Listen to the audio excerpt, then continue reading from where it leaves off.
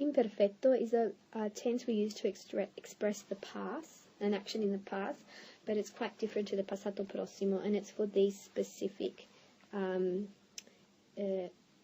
communicative functions. So, number one, habitual actions in the past, and basically in English we generally use used to, like I used to do something, and habitual meaning actions that you did with a certain frequency in the past. For example, da bambina, as a child, giocavo, I used to play con le Barbie. Another example. So, da bambina mi piaceva giocare in giardino. So, in both cases, I am expressing a habitual action in the past.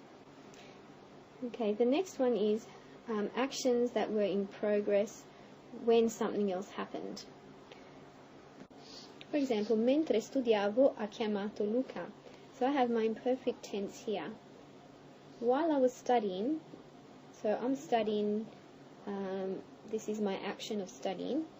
It has no specific beginning and no specific end, and that's why it's called imperfect. It's an imperfect amount of time. So while I was studying, there was an interruption being Luca called.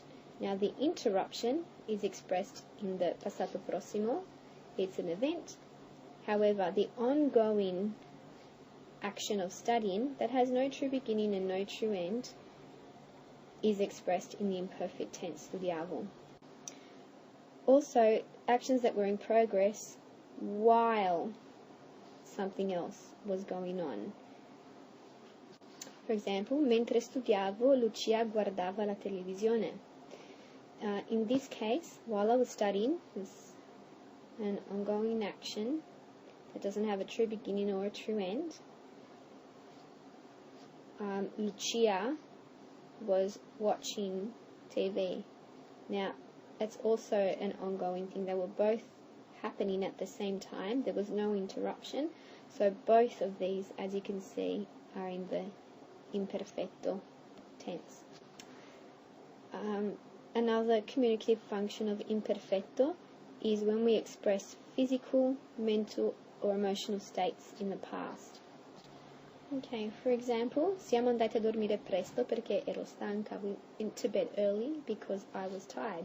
So to express that you're tired is a physical state, and we use ero, the imperfect tense of essere. Sono tornata a casa presto perché ero triste. I got home early because I was sad. So to express that you're sad is an emotional state, and we're using the imperfetto ero.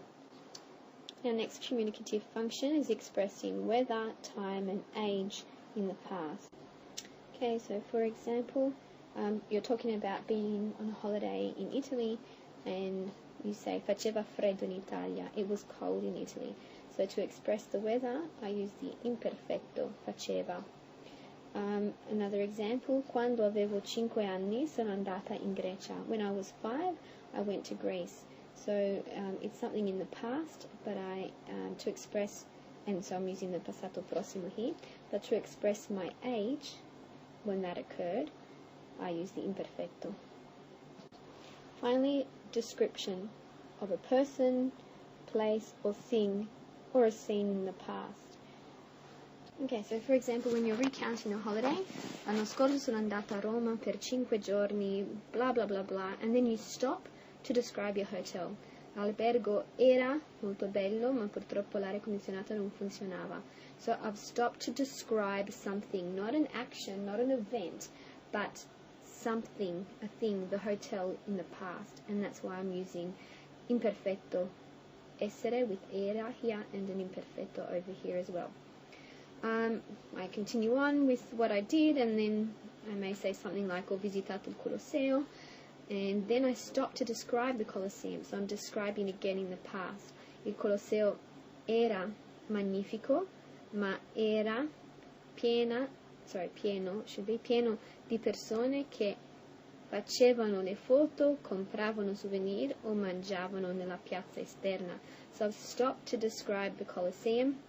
It's a thing, so I'm using imperfetto. Then I stop to describe the scene, what people are doing, and that's also in the imperfetto. So I'm not describing an event. The fact that people were taking photos and were buying souvenirs, that's not an event of my holiday. It's just some background information. It's just sort of the scene that I observed. And so I have that in the imperfetto rather than in the passato prossimo. Okay, so in summary, habitual actions in the past, what I used to do, for example, as a child, or even during a holiday, if you're describing a holiday, what you used to do every day during that holiday, like andavo in spiaggia, uscivamo a cena, things you did with a certain frequency in the past.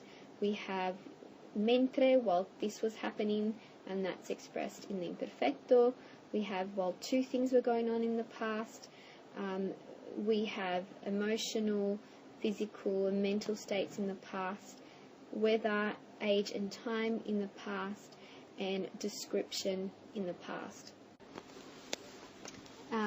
The hardest thing is when you're recounting a past event, whether to choose passato prossimo and imperfetto.